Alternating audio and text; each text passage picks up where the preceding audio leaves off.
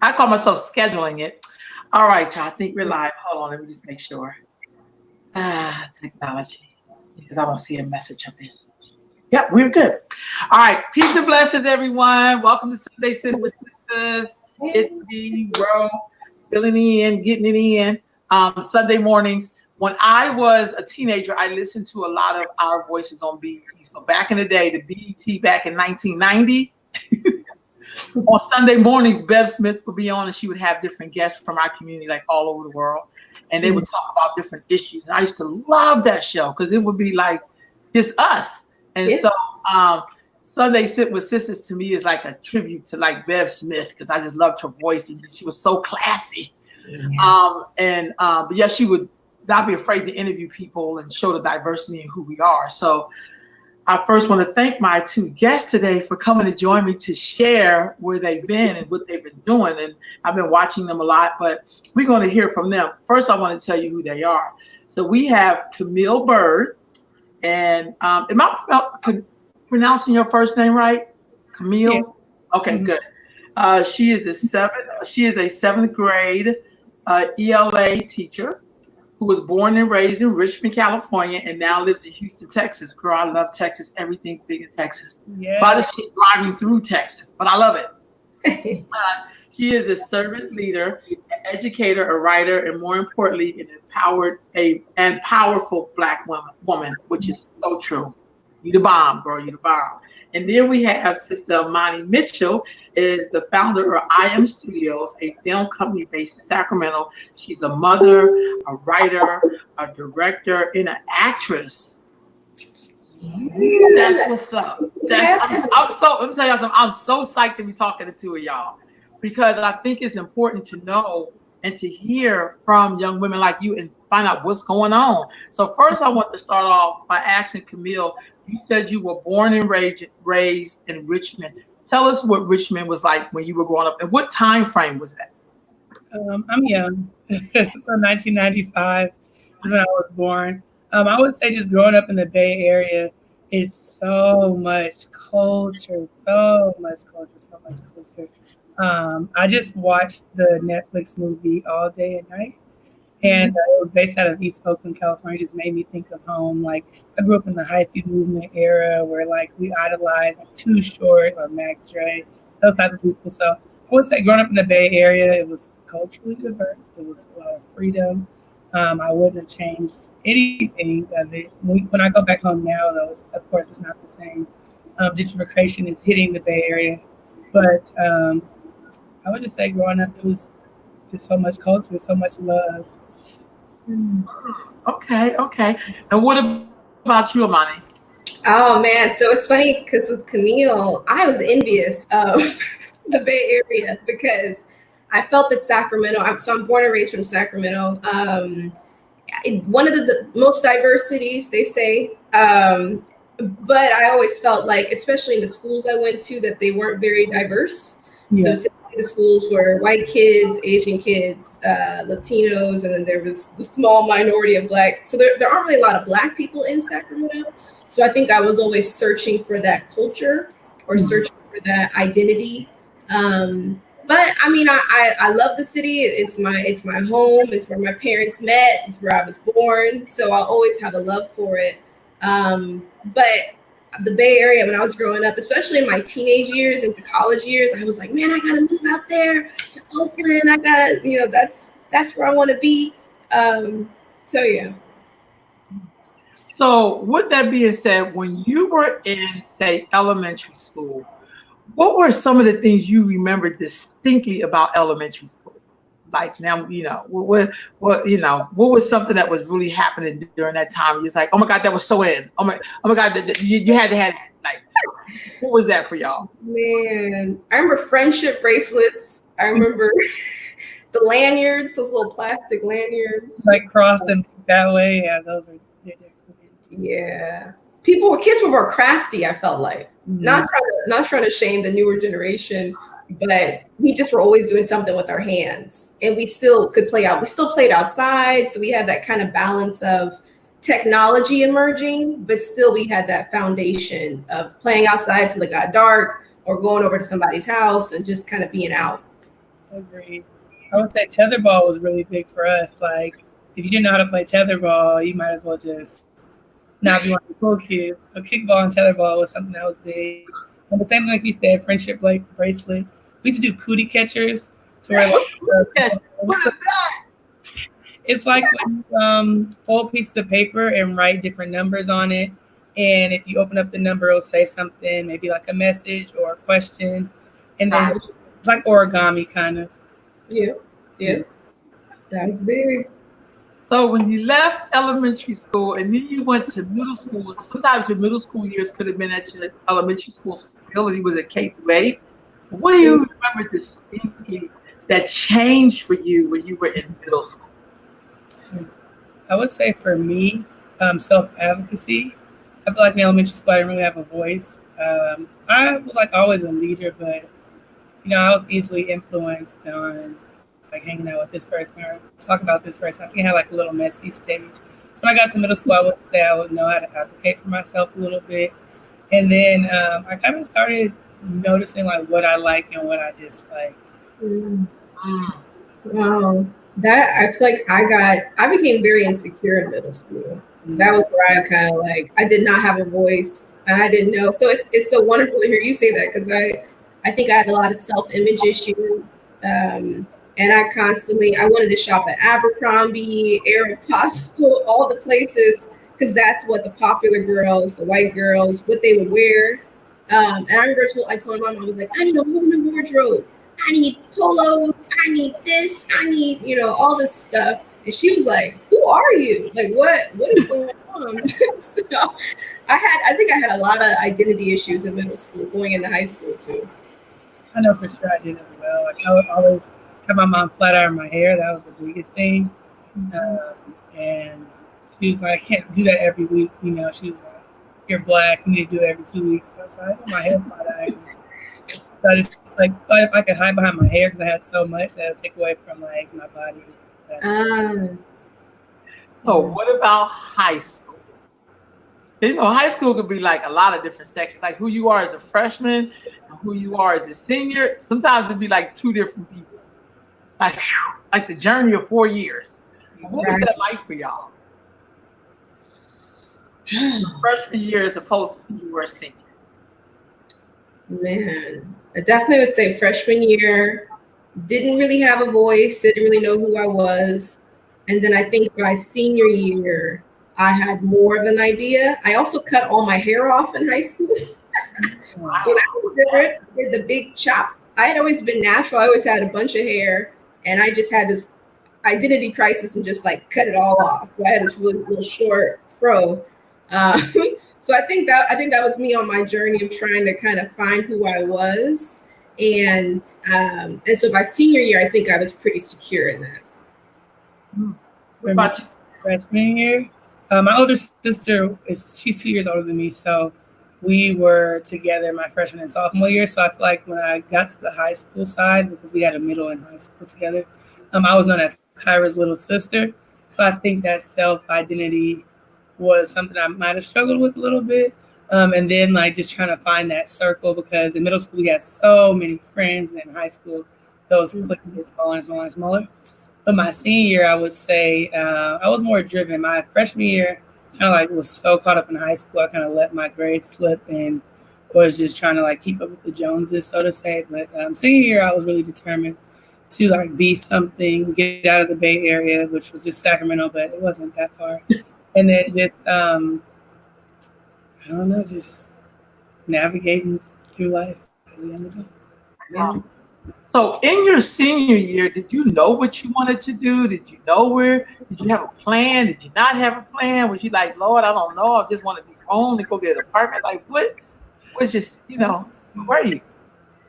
My senior year, I thought I did. I was like, I'm going to be a nurse. I did an internship at Oakland Kaiser my junior year summer going into my senior year. So I was like, I love healthcare. This is going to be me. I'm going to Sac State to be a nurse. This is great. And that didn't happen. It was a total 360. So I thought I knew what I wanted to do and what I thought I knew who I was. But So what did you end up doing? Tell me when you got to college, what did you end up doing? Like, So I got to college, did a semester of like nursing classes, and then I was like, no. But we had to take a communications course, so like a public speaking, intro to public speaking. I loved it. I love it. I love it. I love to talk anyway. So I was just like, maybe communications could be, something I want to do. And then I met Mr. Roberts and I started working after school program. And I was like, you know what? I'm going to continue with communications, but I know at the end I'm going to go the education route because I love the kids. I never had someone who looked like me in elementary school and stuff, teachers wise, growing up looking like me in the classrooms. It's like if I can keep making an impact on these students and put a communication twist on it, like maybe girls group or different events, then maybe this will bring me some income and let me feel happy. So. Yeah. What about you, Amani, your senior year? Senior year, I knew that I was going to go to community college, so that was kind of the plan. And so then I think college was the funnest for me. High school, yeah, it was all right, but I think that college is where I felt, because you also had that autonomy to choose which classes you wanted to take. Granted, you have an educational goal, and your parents may influence that too. They have an expectation. What I hated about high school was that you were just kind of had to take all the classes that everybody wanted you to take. And with college, I took sociology, and I was like, whoa! And I felt like my mind expanded so much. And then I also just kept focusing on theater and acting. So I think that's where I really flourished, is because you have that freedom to kind of make decisions. And community college is very diverse in terms of, not just gender and race, but also with age. All different types of people are there in different stages of life. So I feel like I learned a lot, because you can have anybody in your classes with you. And so that was, I enjoyed college the most, community college. So how did you know you were going to do acting, film work? How did you know you were going to do that? I used to always, as a kid, I used to always love to tell stories. I used to always be in front of the camera, like my parents' camcorder. And I was like, all right, just being kind of animated and dramatic and all of that. And I did I did a Shakespeare play as a kid. And I was kind of like, I like this acting thing. I think I could get into it. But I didn't do it for years. And then when I got to college, I was like, all right, it's time to jump back in it. And Celebration Arts, which is a local Black-owned theater in Sacramento, the only Black-owned theater in Sacramento, professional or community theater.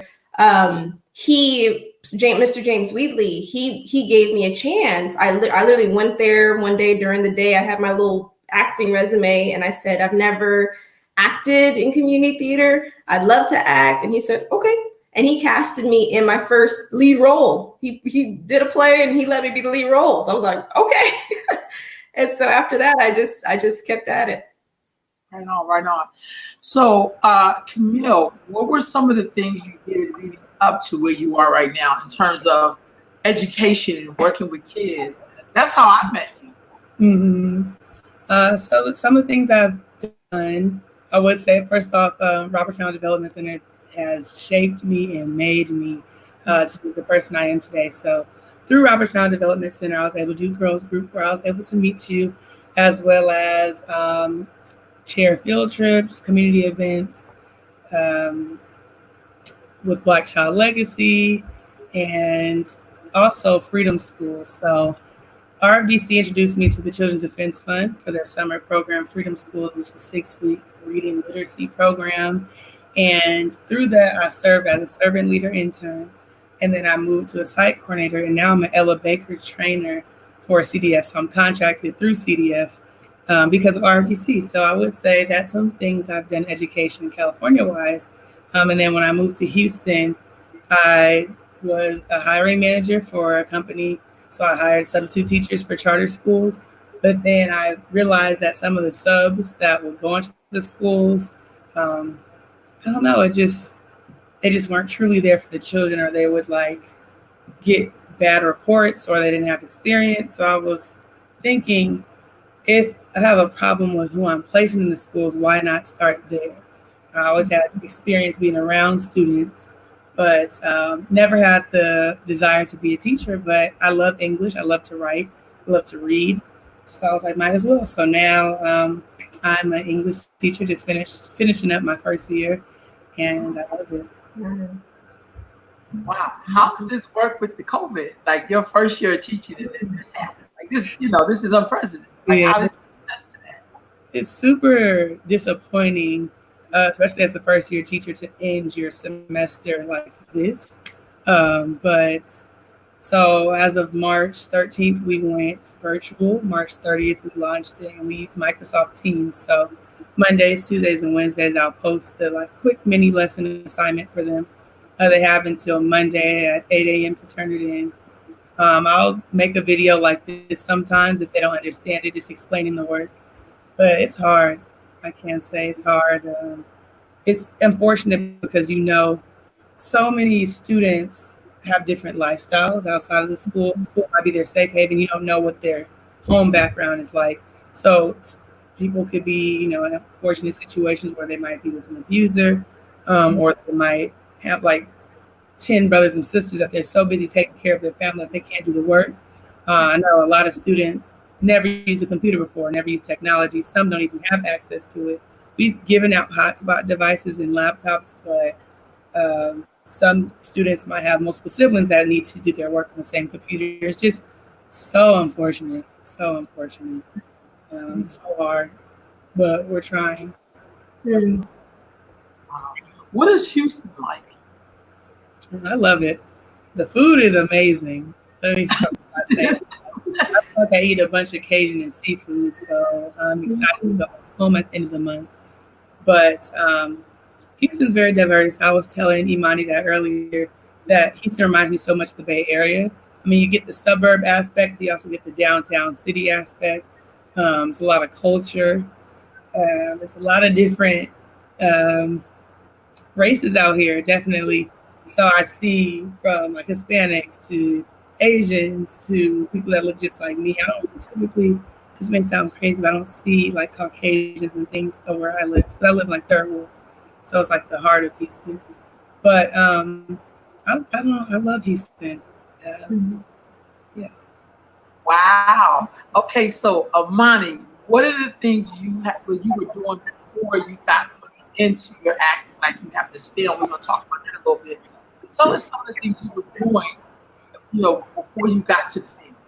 Yeah, so I was a part of the nonprofit organization Black Women United, and we founded it back in at least 2 or 3 years ago, with the idea of putting together a Black Women's March for the city. And this was around the time that there was the Women's March had happened. So right when Trump was elected, the Women's March, some people call it the White Women's March. Not to shame anybody who goes, because I know some women of color and Black women that go, but that happened. And I felt like this is not for us at all. So kind of just assembled a crew of women. And I was like, hey, we need to do something. We need to put on an event that is solely for Black women and represents also the diversity and the beauty of us, and so we came up with the Black Women's March. So that happened for, I believe, 3 years. And I think this year they had to cancel it. I mean, a lot of groups have had to cancel, major events because of COVID.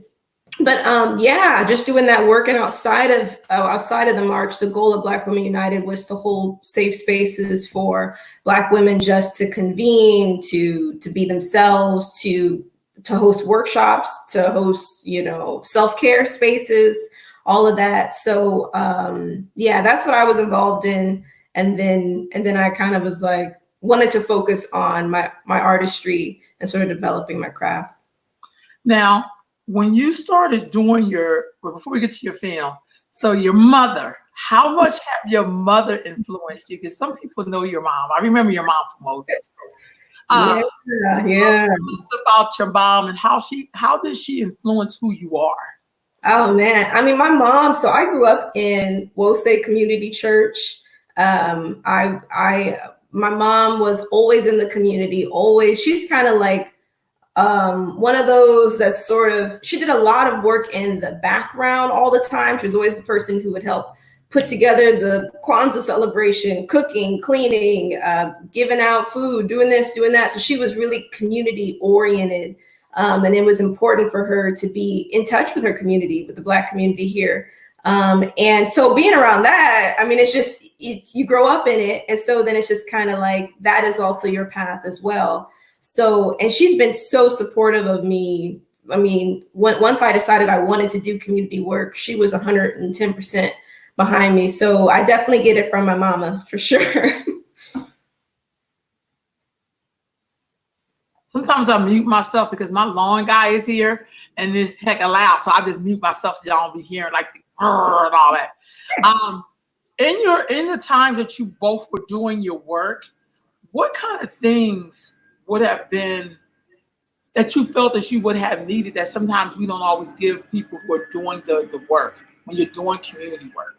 What kind of things could we put in place to really help sustain young people like yourselves when you're out there doing the community work? I mean, I would say that you were saying it earlier, that people act sort of like, because people are young, they don't have experience, they don't have a voice, they don't have a place to be speaking in this moment. And I think I came up against that a lot. That, I mean, I think just in the Black community in general, we are told to respect our elders, but respect people who came before us. And I think that's all great. I would never argue against that. But then sometimes you minimize the voice of the youth or people who say, hey, I have a thought on something, or I want to contribute. And it's like, you don't know what you're talking about.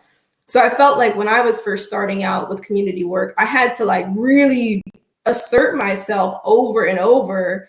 And even sometimes I didn't get the resources or the help I needed until like we did the first march. And then it was all the people who were like, we're like, oh my goodness, little sis, let me help you out. And I was like, wait, I needed your help way back before this. So I think that's something that definitely could be worked on.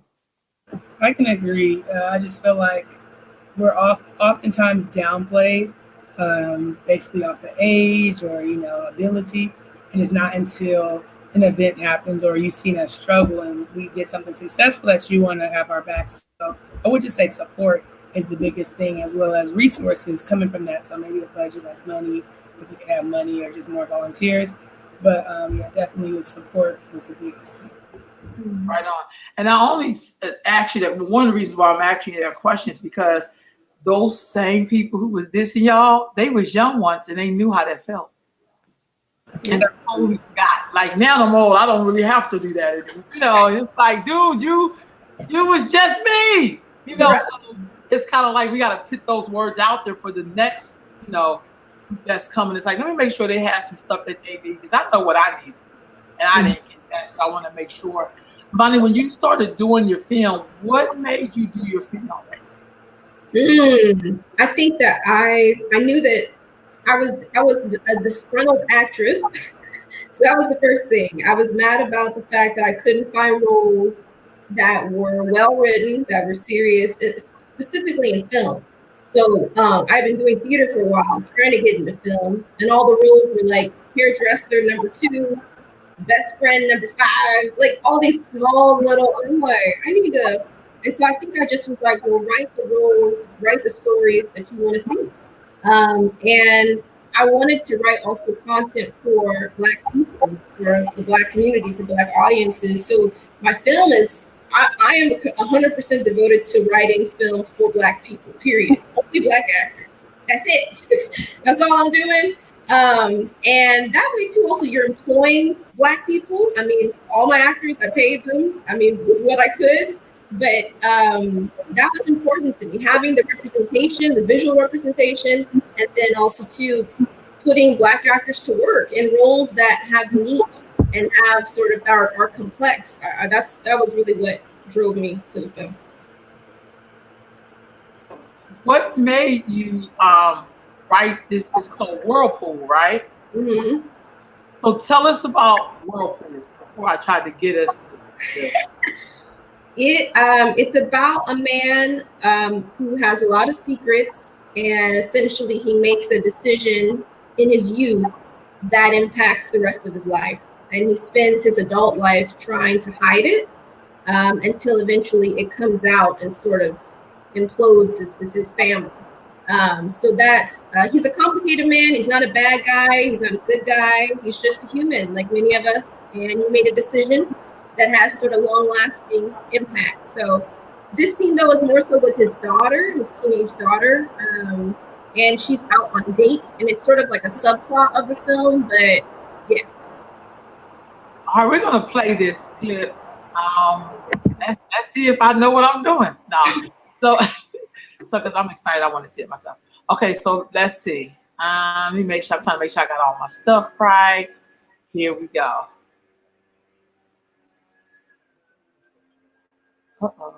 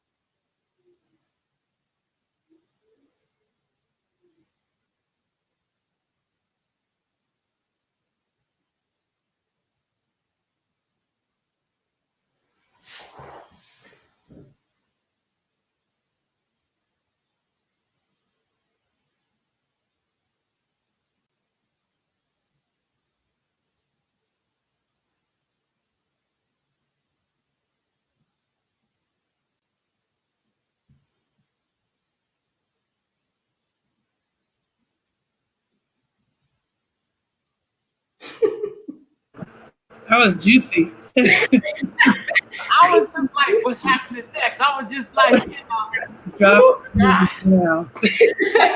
I was in that. I was like, what's going on? Like, what's getting ready to happen? That's good. Okay. Yay. So did you write the whole film, or did you have writers to help you write this film? Yeah, I wrote the whole film, and we, but then sometimes it was a collaborative process in that we would, when we got on set and the actors were going through it, there'd be times where I was like, so I would rewrite it, like, okay, try this, So most of the time they stuck to the original final draft, but there were times that we, played with some script. Okay. What inspired you to do this as a storyline, though? I think I'm always myself, Imani. I've always been drawn to, I think in my journey in developing who I am, I've learned that there is a lot of gray when it comes to people and how we are beautifully complex and beautifully flawed. I just love that. And I love getting the chance to sort of tell the story of an individual who is complicated and does things that you like and does things that you don't like, but ultimately you connect to them, you connect to their humanness, and you see why they made the decisions they made. And so that's really those are the kind of the stories that I want to tell. Camilla, as you watched that, what was your thoughts? It's like, what's gonna happen next? And the sound was like a little shaky, so I couldn't really hear everything.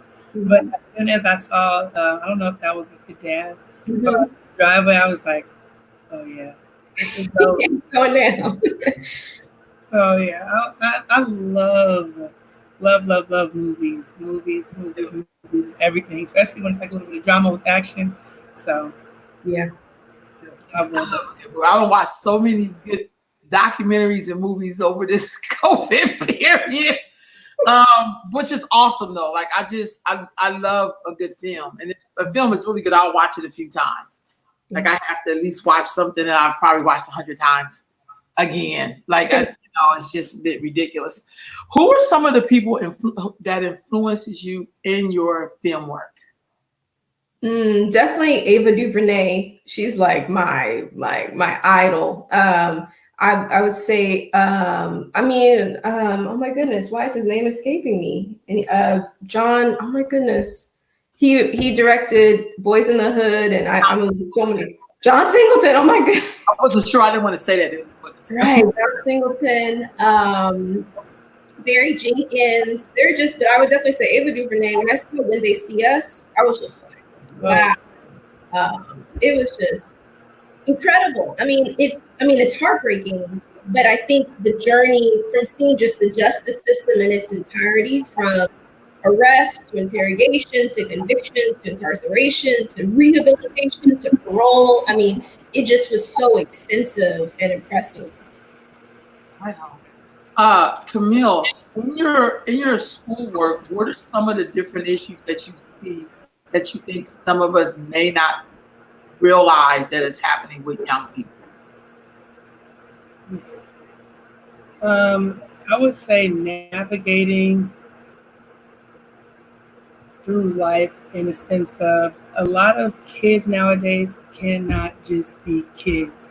Babies are having babies. I feel like the difference from when I was growing up than what it is now is that we were able to be kids. We could go outside, have fun.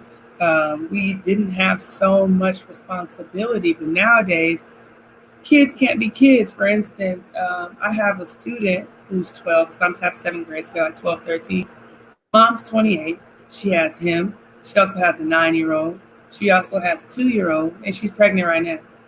And so everything that he wants to do as a 12-year-old is now strict because he has to watch his 9-year-old. He has to watch his 2-year-old sister. And now he's going to have to watch another baby. For instance, another thing is that kids just don't have opportunities. Their parents are like never there, for instance. And so you have siblings and students who want to be a part of different sports and who like want to do stuff at the school, but they can't. They have to go straight home. They don't have rides. They don't have resources. So I think that what we're missing and what students are missing nowadays is support and just the ability just to be a kid. Mm-hmm.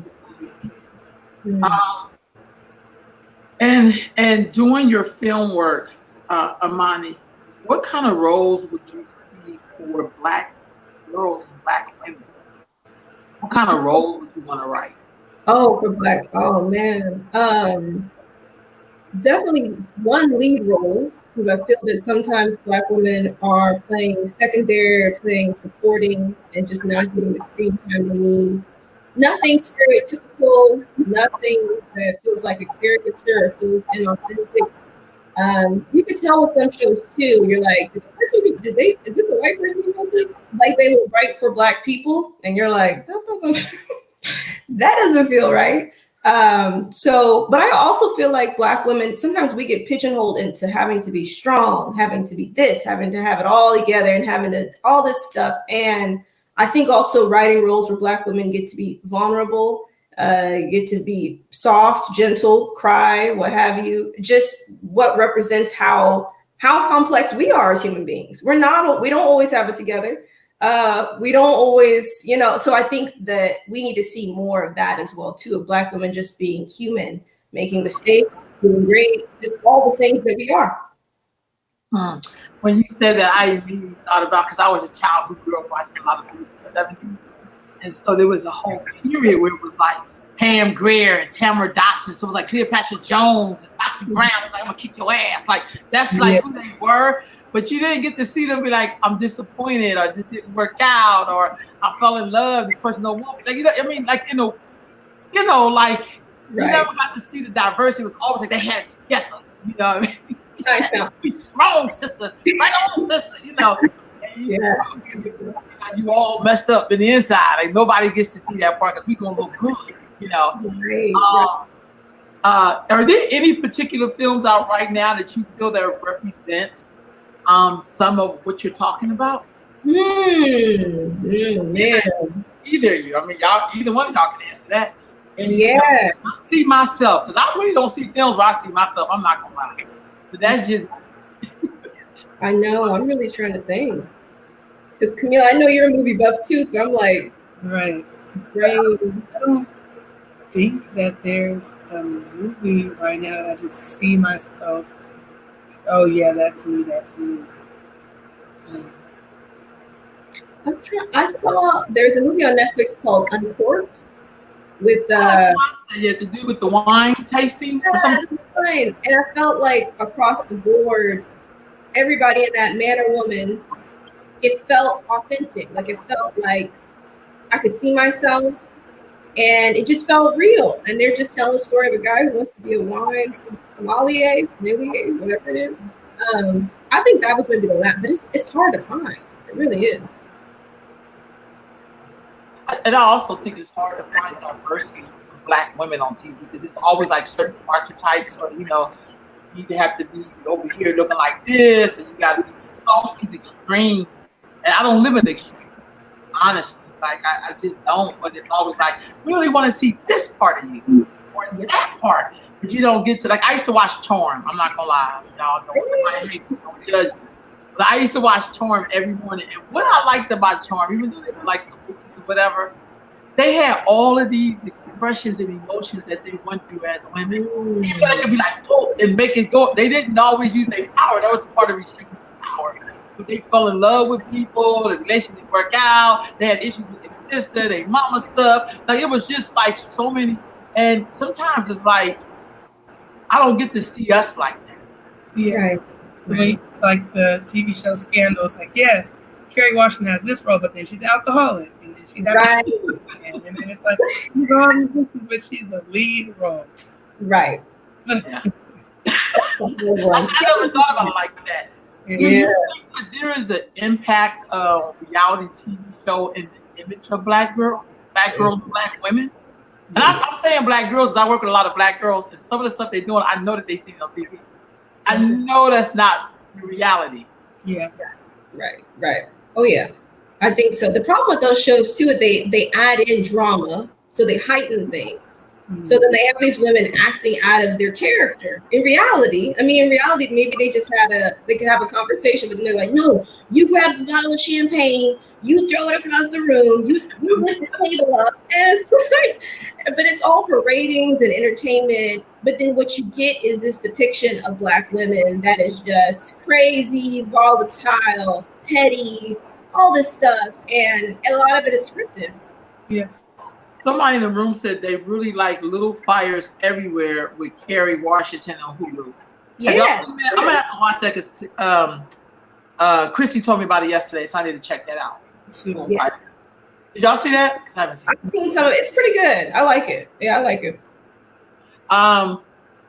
Politics, y'all. Gotta ask y'all because we're talking about your demographics. We have an election coming up. How important is the political climate to women, young women in your age group? Like, how important do you think it is for your age group to vote, or to more importantly be involved? You can pass policy, but if you have no way for people to activate it, it kind of don't mean much anything. How can we get young people to? What do you want them to know? Like, speak to your demographic. I can't say I fall short when it comes to politics. I need to educate myself more, but having moved from California to Houston, now I see how important it is to vote, especially the 18 to 24-year-old groups. I'm in a Republican state that is, I don't want to use the word, but it's super racist when it comes to like law enforcement or certain things like that. So coming from California, where you think that everything is like, oh, peaches and cream and voice, and we can stand up for what's right, to come to a state that's just like black or white, this is what it is. It's super important, especially when we see who our president is now. So if I could just tell young people, you may think that you as one person might not make a difference, but if you go back to like the time that 2008, 2012 when Obama was elected, imagine remember how BET had all those campaigns and we had the most people within our age group, well I wasn't this age group back then, but voting, and we actually made a change. So I always say just stand up for what you want and stand up for what you believe in, even if you don't think that you're making a difference. Yeah. I agree. I mean, I think that it's a weird time because you have people that I think there's a lot of distrust of, especially within the Black community. I think we are critical of the government, and rightfully so, for a lot of reasons. And then I think then there's also a pressure on us to be the voters. Like, Black people gotta vote, Black people.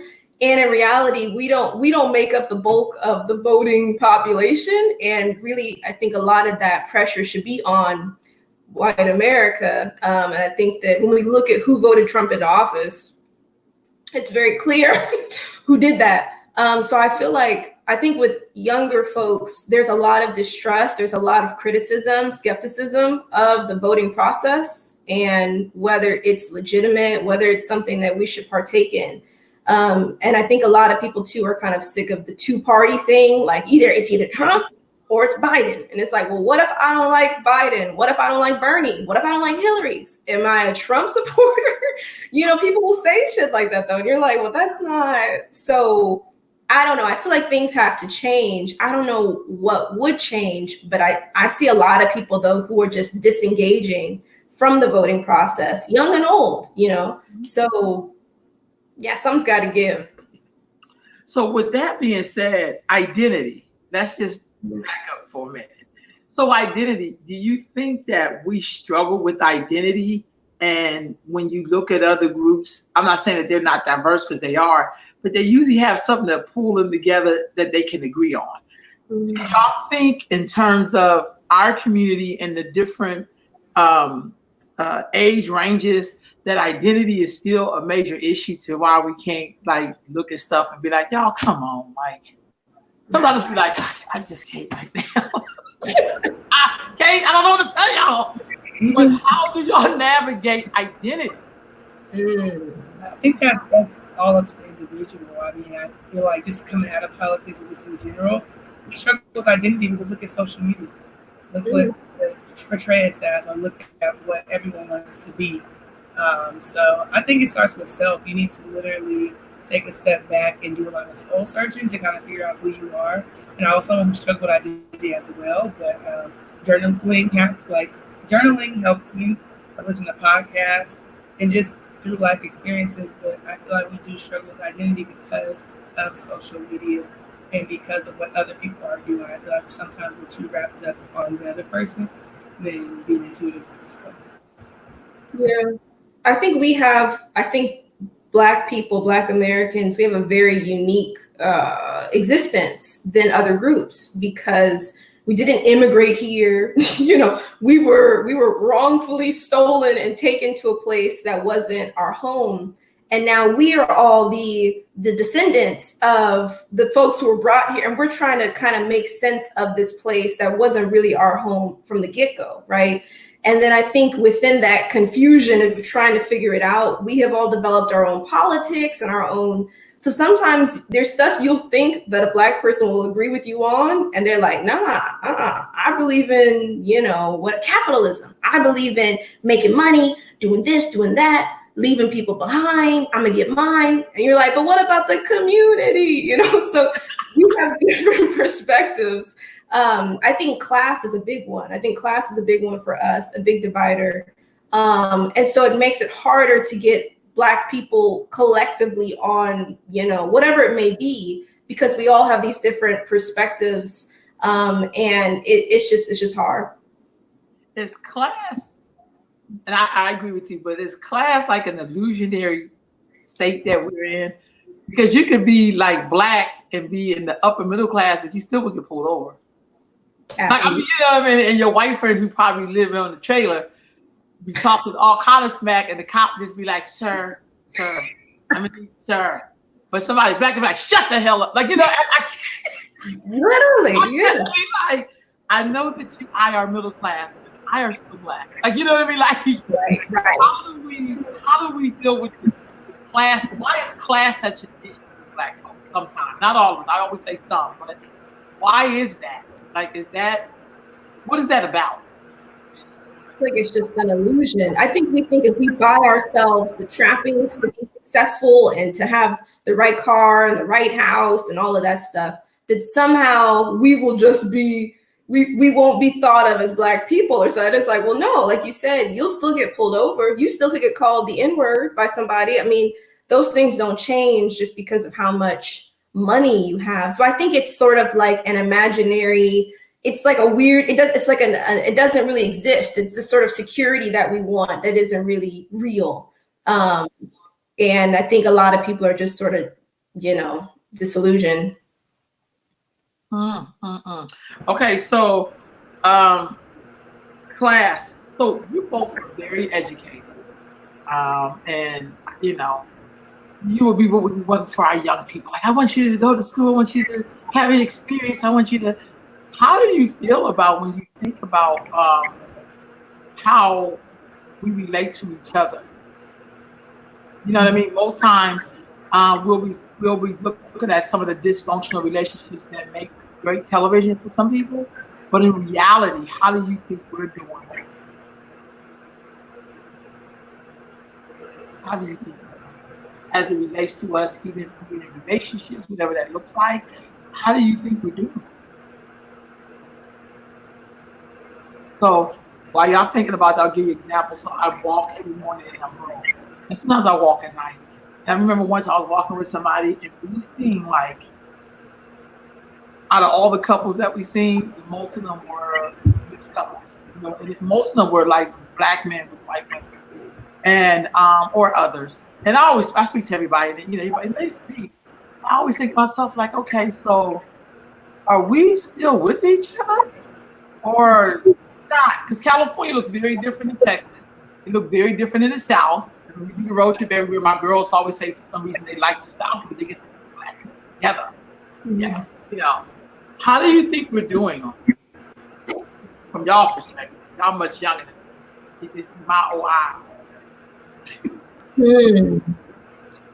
I don't think that, I think I think in California it's just weird. I've never felt, only in certain circles that were very Black focused or community focused have I felt like, okay, this feels like a good space to be in. But typically just out and about, when I see Black, wherever it may be, I can't assume that person has my best interests, or that person is for me, or that we have the same politics or the same beliefs, because specifically in California, and definitely Northern California, people just have all types of, kind of to your point, I used to run into Black men I still do, who will not date Black women in California. They want to date the exotic chick, someone who's Asian or Dominican or whatever it may be. They have no interest in Black women. And these are guys who were like 20 to 35. Quite an age range. So I don't know. I think California specifically, we really, other than Oakland, other than like the Bay, outside of that, we really have no connection. I don't want to say no connection, but it's harder to find that connection to Blackness or identity and community. What about you? I think everywhere we're struggling to find that togetherness. Of course, in the South, it might be like a little different, maybe because of proximity, but I definitely do agree with what Imani said. I feel like we could do much better. I feel like a lot of people are envious of one another, and I feel like it's a power struggle too. So growing up in the Bay Area, and just growing up in general around dudes who don't want to date Black women and stuff, is because they like that other races are submissive. They like being the dominant person. I feel like they see a lot of Black women as threats. Power struggle, especially. I go live on Wednesdays with a friend of mine, and we talk about a bunch of like things on relationships and like sex and stuff. But one thing that we talk about is that we think that it's a power struggle in a sense of, how do men feel if a woman will make more than you, or what if your principles aren't the same? What if your significant other doesn't believe in the same higher power as you? So I feel like it's so many aspects as to why we're not together, and it's kind of funny. This may be off a tangent, but it makes me think of how everyone wants their grandparents kind of love, right? Everyone idolized their grandparents, but then don't realize that our grandparents went through the struggle to get to where they were. Our grandparents didn't automatically have it. And then building an empire. They started from the ground up. And so I feel like with us, another reason why we're not together is we're so focused on self. Like, okay, I want to get here, here, here, here, here. And then I'll bring someone along. It doesn't work like that. Mm-hmm. Okay, so what you're talking about is building. Okay. Basically, in a nutshell, that it feels like some people don't want to build. What about colorism? It seems like that's alive. Well, it's always been alive and well. We just didn't say it. You know what I mean? But do y'all think your generation still experience that or no?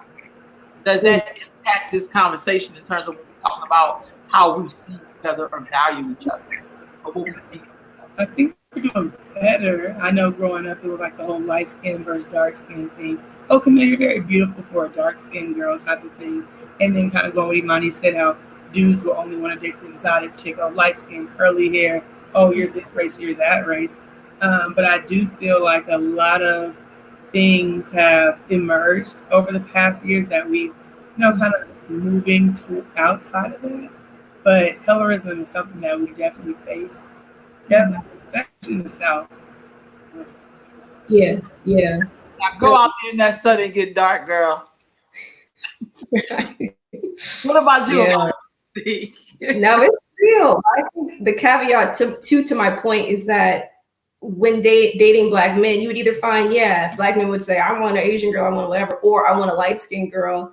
And that was something I would come up against because I would consider myself lighter skinned. And so there were times that I felt like, so are you dating me because I'm lighter skinned? Are you dating me because, and when I would meet individuals like that, I was like, all right, stay away. Because what do I look like dating somebody who dismisses my Black sisters? Everybody because that still is me. So I'm like, just because I'm lighter skinned and you don't want to date dark skinned women, like what? How does that work? So I would definitely say, though, I've noticed it in California for sure.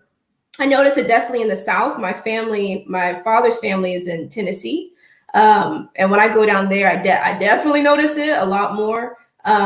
So I think it's something but to Camille's point, I think there is more of a push. I think it started with the natural hair movement for one. I think because that was sort of like people embracing Black women's hair, 4C hair, not the curly, loose curl, all that stuff. And then I think too, also I've been seeing more of a push to love dark-skinned women, dark-skinned Black women, and more representation. So I want to say that it's getting better, but I think it's still very much an issue within the community. Wow. Do you see that reflected in media?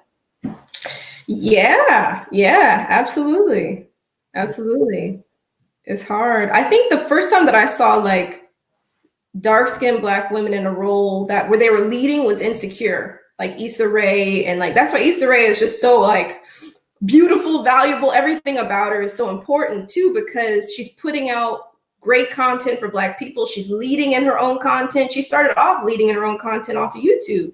So her journey and her presence is like invaluable because I think, like I said, bringing that representation that we need to see. Now, how did I not bring up Insecure? What are y'all thoughts on that? On that? I started watching it last season. You gotta watch this, you gotta watch it. So it's actually pretty good. What do y'all think about that? Because that is definitely representation and this real life stuff. And she got real looking Black people in there that look like they walking down the street with you. What do y'all think about that? I appreciate and value the show so much. So on Mondays, her name is Dr. Michelle Foss Snowden. She's a professor at Sac State. She goes live on Mondays and just debriefs the show. But I appreciate it because it talks about some things that we might not be comfortable talking about, or some things that we kind of just like pushed over in the Black community that's not healthy that we need to discuss. So for instance, with season 4, Issa Rae and her best friend have this unhealthy relationship that they tear each other down, but they hold things in until it boils over. Or for instance, if you're dating someone and you're scared to show them to your friends, or you just use that person to get over whatever you haven't gotten over before. It's just so many different issues that come up that I'm just like, wow, this is amazing. Or a woman is viewed this way if she cheats, but if a man does something like that, then it's like, oh, okay, bro, good job, you're fine. So there's just so many that pop up. I just appreciate the show so much. This season is kind of slow moving, but last week's episode on Sunday was like, okay, I'm tuned in. I'm ready. What about you, Amani? Yeah, I love the show because I think I fell off on it, not because I didn't like it, just because I just fell off on it. But I think I watched seasons 1 and 2. And I just felt like I was like this. I see myself in this because just being a younger Black woman and dating and also being in relationships, and you get all these perspectives either from Issa in the beginning of the show where she's in this relationship that she doesn't really know how to leave, or Molly and her escapades of who she dates. I remember there was one episode where Molly liked this guy a lot and then found out that he had like a bisexual or like a experience in college. And so it created all this discussion about, what do you do when that happens? And should you still date a guy and should you not? And so I think the show creates a lot of good discussion outside of it. And I think that's the best kind of entertainment. Wow. So those topics, especially when it comes to sex and sexual freedoms, do you think your generation has been a little bit more open? They said the openness was like the 60s, and they was just like free love, or the 70s, free love. And then we went into some other stuff. So now in your generation, you think that y'all are more free to talk about an issue around bisexuality if you were dating a dude or just whatever. Somebody got 10 baby daddies. Does that even matter? Like, because I watch Paternity Court, I'll be like, Lord, I can't be watching this show. I think highly of women. I think very highly of women. And when you watch a show like that, you be like, oh, shit. I believe you when you say this is the baby daddy. I believe you. Right, believe you. So do y'all feel like y'all more liberated when it comes to those particular kind of topics and issues? Yes. Yeah, I think so. I think I feel very secure in my sex. It took me a while, but I think I feel very secure in who I am. But I think more so my sexuality, I was straight. But what has really been cemented for me is what my sexuality looks like, what sexual freedom looks like for me, and what I need from a partner. And then also having those boundaries. It took me a while to learn, but that not everybody needs to be in your space, whether that's your physical home, whether that's your bed, whether that's whatever. I think I've learned in the past couple of years to be much more selective about who I allow into my space. But it took a while to sort of figure that out, unfortunately. What about you, Camille? Same. I feel like we're more open, our generation, to discussing things of that nature. And I do feel like it took heartbreak. So the last time I spoke with you, it took me coming out of a 4-year relationship to really dig deep and kind of think, okay, what do I like? What don't I like? What boundaries do I want to have? What do I want from someone moving forward? So yeah, I definitely can say that. So now I just feel like when it comes to relationships, I'm just like, okay, I know exactly what I want. You can't be in my space at this time. Blah, blah, blah. How important is your religious or spiritual belief to a relationship, or when you're looking for a partner? Is that important or is that not important? Like, it don't really matter, especially as you get older. Mm-hmm. How important? It's important to me, I would say. I think it would be kind of different if I dated someone who had a different religion than me, like who worshipped someone that wasn't my God. But I think it's important. It's definitely important. Yeah, I would agree. I think that I would say I'm more so kind of like spiritual. So I recognize there's a higher power. I know I don't know all the answers, but it has been hard for me to date somebody who's very strictly religious in one thing. And they're like, this is all I know. This is all I believe in. I don't believe in none of that other shit. Just this. And I'm like, that's kind of hard for me because I like to be with somebody who is definitely spiritually connected and that's valuable to them, but also can be like in a different church. Like, can we go to a Buddhist temple? And you'll be okay. Can we go to a Christian service? And you'll be okay. Can we go to... That's kind of how I am. I can sort of just be anywhere and receive the message from a church or but not necessarily like subscribe to that religion. So with that being said, do you ever feel any kind of judgment or pressure from your religious faith? Like, for instance, like when I'm talking with my girls in class and say if abortion comes up, and you have girls like, I'm so against it, which is great because we're in a conversation. And then there's always this one girl in the class who's just kind of like probably way beyond her years. She goes out the thing where she says, well, I mean, because it's a sin to have an abortion. And she said, well, actually having sex was the sin. Then the person gets kind of like, do you ever feel pressure in your spirituality or your religious belief to be a certain way where you're like, don't make me feel bad about that. Mm-hmm. Like it's up to me. I got to deal with that. But don't you be coming to make me, you know what I mean? Like it's kind of like somebody beating you down. And you're like, you think I don't know that? Right. But do you ever feel that kind of pressure as young women to show up a certain way, to be a certain way, or you just be like, I don't be fooling with people like that? I would say, I thought when you're always around elders, maybe that pressure can come on. And then sometimes when you're dating people whose parents are strictly like that. But for me, I never really felt pressure to not be who I am, because the day God accepts you for who you are. Like they say, when you go to church, come as you are.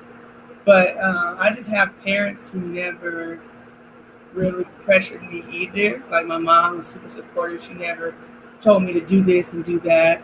But yeah, I just don't. I never felt the need to act a certain way or be a certain way. I just can't. I can't be phony. I just can't not be. Right now. Yeah. What about you, Imani? Yeah, I agree. I think that's partly why I never wanted to be sort of tied to one religion, because I knew that I was gonna mess up along the road. And I didn't want to feel any sort of like, oh no, if I did that, oh shit, I'm about to, I'm gonna go off to, I didn't want that extra layer of judgment. But I did date people who were, Christian, and they had they felt that pressure, and it would affect the relationship because they're like, man, we shouldn't have done that. We shouldn't have done this. And I'm like, well, we did it. So, what are you going to do now? I mean, you're only human. So that was one thing why I had learned that I had to be with somebody who was maybe more so, not so strictly religious, I say. Right on. What kind of music are y'all listening to right now? Who is moving you? Why? Who are you listening to and why? Ooh. You're like, that's my song. You be like, oh, because it's always a reason like, oh, I hit the repeat. I listen at least 5-10 times in a row. You know what I mean? Like, right. Anybody like that right now? It's like, yeah.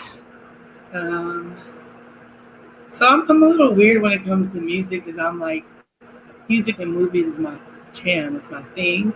So I can't really say exactly who I'm listening to that really moves me. I think I'm an R&B type of girl, and I just made this playlist on Apple Music. It's called Forever, and it ranges from Beyonce to Keith Sweat to Tevin Campbell back to Monica, Maxwell. So it's like a array of R&B from then and now. But if I can think of like who I listen to on a daily basis in general, I would say I have a lot of Trace songs, Khalid. I have a lot of, I've been listening to Meg Thee Stallion a little bit, a little Ratchet Texas. The Migos. Yeah, I go from hip hop and R&B a lot. So.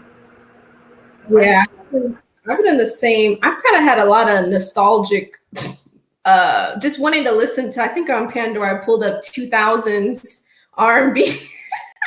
2000s hip hop, so like Chingy and just all E40, all the folks that I don't know, because it makes me feel better. I think, especially with this COVID stuff, I like to hear stuff that just brings those memories. So I would say I've been kind of on my 2000s playlist, and also just neo soul. So I love like Maxwell, Jill Scott. I saw there's going to be that Jill Scott, Erykah Badu. Yeah, I'm excited. What y'all think? What y'all think? I'm ready. Two different people, literally. I mean, Yeah. Jill has her flavor and Erykah Badu has her. They don't feel like the same people, though they're in like their unique categories. But what y'all think about that? I'm Team Badu, I think. Badu. I don't know. Yeah, I'm Team Jill Scott. What you say about it? I'm Team Jill Scott, so I'm on the other side of the. Okay, so hold on. So y'all gotta make y'all cases. Why Erykah Badu? Why you put Team Badu and why you Team Scott? Like, I mean, in terms of what makes you feel like. I just never listened to Scott growing up. I just was like, turn my nose up at her. I don't know why. It wasn't. She wasn't someone that my mom played. So okay. Yes, but my mom no. So I didn't really care for her. She did good in like Why Did I Get Married and stuff. It was like cool. But no, besides Long Walk, I just never listened to her. So I don't really know much about her. Opposed to Badu, my mom, sister, everyone always played her music. And then Jill Scott, I don't know. She did the little microphone thing. I was like, okay, Jill. Right. What about you? Why you Jill Scott? Jill Scott. So I listened to a lot of Jill Scott, her albums. I just love her voice. Like I love the warmth in her voice, her vocal ability. And then I just love her lyrics to her songs, just talking about love making, breakups, just some real relationship stuff. And so she's always just resonated with me. Erykah Badu is cool. She's cool, but like Call Tyrone, I can only name like 2 or 3 songs from her, but I think who she is as a person is dope. Like everything about her is dope, but I just never got into all her music. So what if somebody threw Mary J. Blige up in there? Ooh, Mary J. Blige. No, Mary. I love it. Against her. I don't know. Where you at? You still be on Team Badu, Team Jill Scott, if they threw Mary J. Blige up in there? I wouldn't put Mary in that. Fine. Woo! What was going on? I wouldn't put Mary against them. Why would you? I don't know. Mary up in there. No. Yeah. No. I don't think so. I would still be Team Jill Scott, even against Mary. Okay. That makes sense. Do you think we should have a black woman as vice president? And if so, what's the pros and cons? And as much as I like to see the imagery, I don't want the headache for the black woman. That's just my thing. I mean, I would support a black woman. I just feel like let them have it. Look at Obama. Obama aged like 20 years after being a president. I know Michelle was like, you better not ask me details. Right. My boy way here for real. No, I wouldn't. We've seen with Stacey Abrams, who kind of just like, I was like, sis, why are you? Because I know that she wants the spot, it seems like. And then she came out, with Biden, there's a sexual assault allegation out right now about him. So she comes out and like defends him. And I was like, sis, you just threw away all your credibility, all of your, everything you said about supporting women and Me Too and all of that. And now you're willing to let all that go so that you can get the seat. It's like, I don't want it. It's like you said, the representation is cool, but if you have to like sacrifice part of who you are to win this, like, is it really a win? What about you? I can agree. I was always Team Michelle, like as a first lady. I love who she is, especially what she does for our children. That's my girl. Everybody loves Michelle. Yeah, but when it comes to in that higher power, I would say I would support, of course, but no. I voted for Kamala Harris and she let me down. She let you down. No, for real. I mean, I wasn't a big supporter of her anyway, but I get the race first thing, but it can't be race first at my detriment. But right. Back then too, I was just freshly able to vote, and my parents were like, yeah, vote for her and stuff like that. But then when it came to like jails and just black people in general, I just feel like she dropped the ball. I feel like she doesn't practice what she preaches. So it's not too much into it. Yeah, she was, I don't know. Well, I mean, people were critical of her from the jump because she was, a DA. And so it was kind of like, but I just am not into like performative Blackness because I never remembered her being like Black and all, and then all of a sudden she's doing the post, and I'm like, okay, so it's clear whose vote you're trying to win over, but it's not authentic. It's like you weren't doing this a year ago. Now all of a sudden right. So that kind of stuff, just when people seem inauthentic, I'm like, nope, I don't want it. I'm good. What do you think we should do with this election cycle? Because I'm not a big supporter of fear. I'm just not. So if you try to scare me into doing something, I'm probably not going to do it. But you know what I mean? So with this presidency is going to be coming up, what do y'all think? Do you think Donald Trump's going to be in there for 4 more years? Because America has a history of not changing horses in the middle of the stream. Because Bush, I mean, we had Bush, and then we thought he was going to be gone, and then they re-elected this fool. So, do you think Biden? Because I just think the Democrats keep, and like when they could have had Bernie the first time with Clinton, they should have let him win. Because that's kind of like how they lost. So, sometimes people can see through the okie doke. They be like, Hillary. I voted for her just because I was like, you know what, this is all we have. Is it her or him? And a lot of people, that's where we fell short. A lot of people went like green, like they said they voted liberal or something like that because they didn't like both of them. And that's where we fell short. But I was always Team Bernie. It's just powerful to look back and like look who used to be in the civil rights movement. He was right there and so young, just rooted in. Oh man, I just didn't like the fact that he wasn't for reparations. Right. I have a problem with that. He's a Jewish person, and we give money to Israel every year, billions of dollars. You ain't got no money. You got no money for me. Yeah. But I like Bernie, but I was just like, dude, you gonna have to like, you know what I mean? But, yeah. What you gonna say? I think with Bernie, the one thing with the reparations, I was like, well, at least he's being honest. I wasn't content with it either, but I was like, I don't see any of them giving us reparations. So I was like, well, at least he's being upfront. And he said, no, I don't want to do it. But I don't know. I feel like I told my mom this the other day too. I was like, because what the Democratic Party is doing right now is creating a lot of distrust. This Biden thing, and Bernie lost, and now it's Biden. Now there's pressure. You got to vote for Biden. But then Biden's problematic. And it's not going to be a favorable outcome. So I think that if Trump takes the next 4 years, I think it's also still just a reflection of our country. We don't live in a world we still live in a world where very much white people are privileged. White people can be oppressive. White people can get away with whatever. And I think that him taking office again just sort of represents that. I think we're trying to move forward, but I think it also reflects the nation that we live in. So yeah, I don't know. We'll see. Well, Camille, what you think? We're gonna have a white man again, so it don't even matter. So I don't know.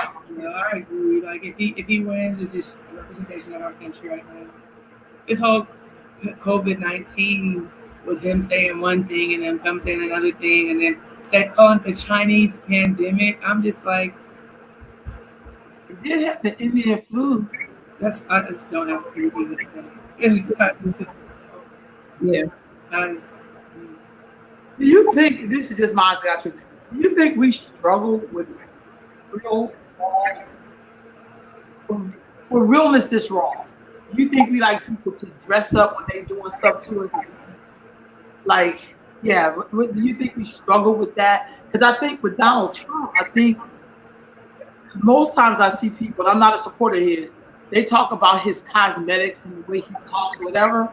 But he has been no different than any other white president we've ever had. I don't understand why we be so like, it's like the gall. Like, this fool didn't even he didn't even dress up. Like, it's like, yeah, let it come into this black tie affair with some jeans on. Like, it's kind of like, what is it about Donald Trump that makes people feel some kind of way? What do you think? I mean, I don't know. I think when it comes to our past presidents like Bush, I know I was young, and all these other people, it was different. Like at least they were able to mask it a little bit. I feel like he's just ignorant. He's just out in the open with everything, like groping, like allegations, and just the reckless stuff he says. It's like you're a leader and you're saying different stuff like that. It's just beyond. I mean, you're on Twitter ranting, calling people out and talking mess about people. That's not what Obama did. I don't even think Bush did that back then. It's like you're blatantly just being, I can't even say the word I want to say. He's just a menace. He's a mess. So that's my problem with him. It's that he's blatantly disrespectful. He's blatantly ignorant. And you're supposed to be the leader of the United States. But what's the difference between that and what we see as keeping it real when we go to the reality? So look at some of the that we listen to, that we find. When you think about, I know he's the president, I guess that most stuff, everybody knows the president. Like, if you really understand how America works, it's a corporation. So, so why is it that we struggle so hard when people tell you who they really are as opposed to, man, I really like you, and they're behind your back like this, like behind your back. But if they say it in your face, you're like more offended. They said it in your face, but like so did the last person. They just waited till you walked away. Right. Why do we struggle with that so much in our culture as Black people? I'm really not sure. That's all. That's just a question that I have. But I think the Democrats, like, you know, having Biden is like, man, like how, like y'all can't even be clear enough to pick who you think would have pulled everybody together. You still put your Donald Trump issue, but you want the one that's going to be dressed up and that Black people would accept because he's not going to call your niggas to your face. Support policy that lock up all the Black men and keep us from, you know what I mean? Well, the other dude is like, I don't like you, I'm not going to help you, and don't depend on me for shit. Like, you know what I mean? And so it's just kind of like, well, one dude, you know, it's like it's kind of like they're in the same family, but we trying to make it seem like they ain't together. Like watching wrestling. I remember I took my nephew to go see wrestling, and my nephew was a big wrestling fan. He's like 30 now. And this is when he was a kid, though. And he was so shocked because when we were sitting on the bleachers, you could look against the Arco, and he could see like the whatever guy, the two of them back there laughing and talking. He was like, wait a minute, the Undertaker is talking to, he was really upset. And I was like, dude, these are this is entertainment. They don't really hate each other. Like, right. You know what I mean? That's a part of the game plan. Yeah. Absolutely. My nephew was like 10. He was really upset. Right. But you know, that's kind of how I see the presidency. It's kind of like we mad as hell at Donald Trump. But if Donald Trump was that bad and people were so justice driven, he should have shut his ass down as soon as he got in there. But the fact that they didn't do it means they are bought into the same thing. And that's the hardest conversation to have with Black people. Absolutely. I mean, we would have to come out of fantasy and deal with the reality, not the reality that we joke about, but the reality that's real. Absolutely. I think we have an allegiance to the Democratic Party because we still have this like idea that the Democratic Party is the Black Party and they have all of our best interests, and consistently they show us they don't. And so I just try to, I still always encourage Black people to vote, but just to vote to be skeptical, to be critical, to ask questions about these candidates and not just go with the okie doke. Because if a lot of Black people aren't feeling Biden, well, so we just have to vote for Biden because of, what have you, because of Trump. I just think that, to your point, it's kind of like with racism here in California versus how some people might say like in rural areas of the South, it's like they won't call you that to your face here. But they might say it to your face there, but would you rather have it to your face or kind of behind your back? And I think I would prefer transparency and just somebody being upfront, because at least Trump, you know who he is. There's no smoke and mirrors. But a lot of these Democratic politicians, they're always just talking around the issues and talking a lot of stuff. And then you're like, wait, are you for the policy or not? Are you on my side or are you not? And at least with Trump, he's not. So it's a guarantee. What could we do, rather if he gets in office or not, or whoever gets in or don't get in? What are we supposed to do? Clearly, I think there's something missing. I think I see groups, no matter who the president is, they still building. Not shut down Chinatown. It does not go bankrupt. Via Rancho, the Mexican supermarket, that don't close. I mean, I'm just saying, what is it that we're supposed to be doing, whether if the person gets in office or not? What can we do as Black people to ensure that we're going to still have our needs be met? Right. What can we do? I'm asking y'all that. What can we do? There's a lot that, well, one thing that people bring up all the time is Black businesses, right? Supporting each other with our dollars, building our community, building our collective wealth. But then sometimes you see that doesn't work out well. We still have, even here in Sacramento, we have Black businesses, but they don't always get our support, or we're hypercritical of them, or what have you. So I don't know, like I feel like I've seen a lot of things be tried out, but sometimes it just doesn't work. I get that. What about you, Camille? What else you think you can do? Oh man, I definitely don't have the answers. You know, just agree with everything that Imani said. Definitely just supporting each other.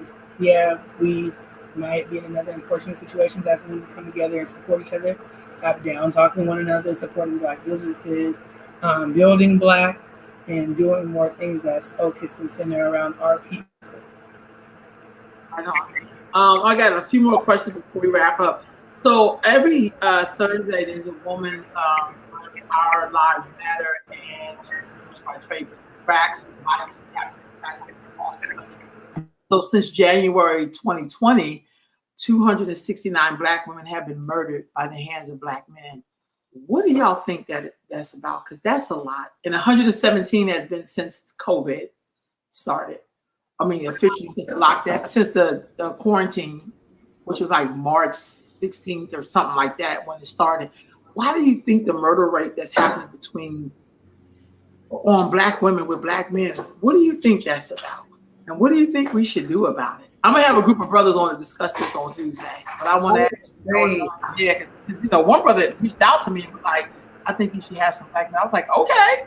It's amazing. What do you think that's about? I'm going to tune in on Tuesday. I'm glad that you're doing that. And it kind of just draws us back to when I spoke earlier about my students being in unfortunate situations and the households. And I can say some people are locked in the house with their abusers, right? And so I feel like that rate has gone up because of this COVID. Everything shut down. You might be stuck with someone who's abusing you physically, mentally, emotionally, doesn't matter. That's literally killing you each day until it possibly could happen, which is so unfortunate. But I also think that comes from us, you know, Black women, or not even Black women, just people in general, just believing in the potential. So when I say believing in the potential, is you're believing in someone could change. Oh, I'm sorry. Oh, I see the light. I see the goodness in that person despite what's been going on or despite what's going on. So that's what I think that it could possibly derive from. I don't have all the answers. I hate even just thinking about stuff like this, but it's real. I mean, it happens every day. People will cry out for help and we don't even notice, or people just see the potential so much in that person, or they might not be able to financially be stable on their own, that they're like, you know what, I have to stay here for my kids. I have to stay here for my well-being. And if I have to endure this pain or endure whatever this person's put me through, I might have to, because my kids are getting, you know, they're getting fed, they're getting clothes, they're getting a better life. So I don't know. But that's all I can think of, just being stuck with this person through this time. I think it's important for us to talk about it. I mean, you know what I mean? Like that should be something that we should be concerned with, because that's just too high. I mean, it shouldn't happen no way, but I'm just saying, like, that's not good. Yeah, there was, sorry, I might have my lawn guys here, but there was a statistic that I had seen where I think it was that Black women, out of any group of women, are killed the most by our partners, period. Like, we are killed the most by Black men. And I think that it goes back to, people talk about, I mean, toxic masculinity. That's kind of a buzzword now, or a concept of I think that a lot of Black men, whatever you want to label it, I think that a lot of Black men I don't think they've ever really been conditioned or socially conditioned in a way to understand how to positively or constructively express their pain or their anger or what have you. And so then when they feel slighted, when they feel hurt, when they feel disrespected, who bears the brunt of that? Well, often it's going to be the woman that they lay down with, the woman who's at home with them. So I think that that's not to make an excuse for it whatsoever, but I think that we've got to kind of work backwards and say, okay, why is it that you think it's okay for you to put your hands on her because she, you know, didn't clean the dishes, or because she didn't pick up the crying baby, or whatever it may be, or because some dude commented on her photo, right? I think there's just a lot of behaviors that Black men have that kind of go unchecked, and it's seen as manly. Like you being possessive of your woman, you being like, no, you can't wear that shit, get back in the house, you know, all that type of stuff. Sometimes we mistake it as love, or we mistake it as like, it's just what relationships are. He's supposed to be like this. He's supposed to kind of yell at me, slap me a little bit, whatever. And then it just keeps getting worse. It never happens where he stops slapping you a little bit. He just starts slapping you some more, punching you, and then it could be fatal. So I'm very happy that you're going to have that conversation, because they asked me, like, we want to touch. I pull some brothers together and we'll just, you know, look at it. I know when I look at that, to me, I just think of ownership. It's a value piece. I just really think it's a value. Like if you're valuable. I remember once I was at my sister's house and her neighbor was a Black man married to a white woman, and they had we could hear them yelling at each other. And then she was like, she gonna call the police. And I was saying to myself, first of all, they calling the police, but I was saying to myself, then when the police show up, his demeanor is gonna be so different. So why couldn't he just do that right then and there? Like, why you gotta wait for the damn? We're in Elk Grove, so you know what you're gonna get in Elk Grove. So it's kind of like, dude, you should have just left. You should just got your car and go around the corner or something, or go for a walk. That's why I respect people. I'm going for a walk. Like, let the person go for a walk. Like, you know what I mean? But I just felt like it can't always be on the woman as you abusing her to think about the person's safety. That's got to stop. Like, we cannot be considering what's best for you when you killing me. I don't even know where people do that at. Because if my life is on the line, you think I'm caring about your safety right now and my safety on the line? So what is next for you, Camille? What are we looking forward to you doing? You gonna write a book or something? Like, what you gonna do? What's your plan? You gonna become I started writing a book. Superintendent? I started writing a book December 2018 and have not touched those 13 pages yet. So I don't know about that. But this year, I just got a new position within my school. So now I'm the 7th grade level chair. So I'm in charge of the grade level. So I put on events, holding detentions, managing other teachers within the grade level. So I'm super excited on top of being a teacher. But within the next year, I'm going to apply to an EDD program. So fingers crossed with that. Hopefully this time next year, I will be in a cohort starting summer 2021 with getting my doctorate in educational leadership. So hopefully that's what's going to come next. And then home ownership. And I'm trying to find a man. Okay, you want to have a man. That's nothing wrong with that. That's what I'm saying. That's that vulnerability. Say, I've heard some women, you know, like, I don't even need, like, there's nothing wrong with that. I always tell people, especially my friends, maybe they're embarrassed to do it. I'm like, don't put that on other people. It didn't work out for you. You don't get to make her feel like she don't need to do that. If that's what you want to do, we need to support you with that. Not fine, man. I would love to like start building a family. That would be amazing. So, right on. So, Dr. Camille Bird, I'm gonna remember that. You're gonna claim that. Amani, what's next for you? And when is the film Whirlpool coming out? Well, COVID, but the plan though, once people can, because I wanted to have some local screenings. So once we can all go back out and group outings, but it's almost done. It's almost complete. So if we do the streaming route, it is what it is. People will still see it. Similar to Camille, I'm trying to find a man. I've been manifesting in my life. I've been journaling. My mom suggested it, journaling the traits that I want, and because I think that's real. If you meditate on it, manifest it, that person may come in. So that's where I am in my life. And I just bought a home. So that's great. Yeah, that's been, so I'm officially all moved in. So just getting used to it, getting used to the new house and being a mom, just taking one day at a time. So you have a daughter, correct? I do, yeah, 5-year-old. Name? Halima. Halima, oh, that's pretty. What does Halima mean? It means gentle or kind, which she is not. She's not. She's not. She's very much like, yeah, that's not her. She's a lovely, lovely little girl, but she's just kind of like a force for sure. But yeah. So my last question before we wrap this up, and when we go off air, don't y'all hang up. So I just got to get us offline, and then But my question to you: how have you all been doing since the quarantine? What has your reality been like? Has it been a good thing? Were you able to get some things done? What has that been like for you? I think that it's been an adjustment for me. I was struggling for a minute, kind of like I was telling you all earlier. I was like, this is weird. This is unnatural. Like we didn't. And I also realized that I thought I was introverted, but in reality, I kind of miss the energy of other people. When you go out to a restaurant, you go out to an event, I'm not the most social all the time, but I think I miss that. Just people being around, things happening. But it has given me a lot of time for introspection.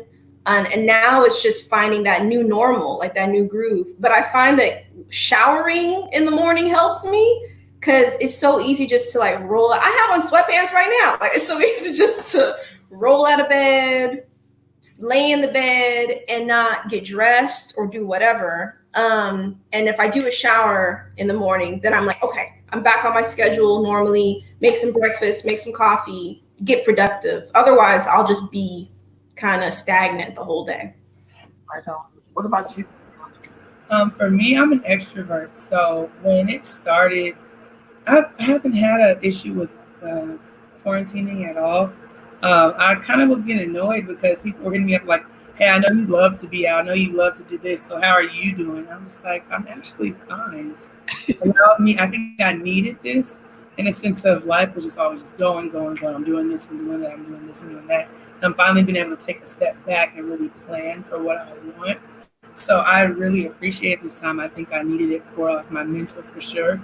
The only thing that I've struggled with is being in Houston, Texas. So my Nana, my dad's mom, my only grandparent left, was diagnosed with COVID-19.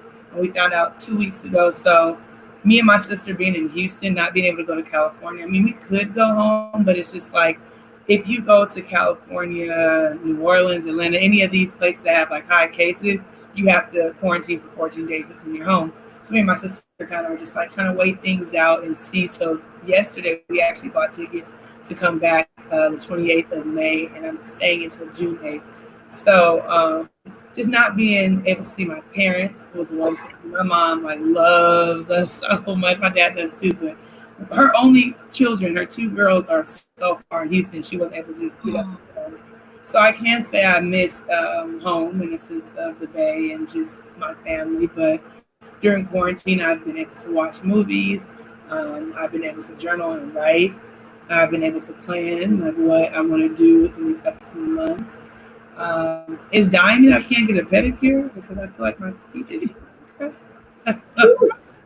Yes. I've been cool. I've just been chilling at home.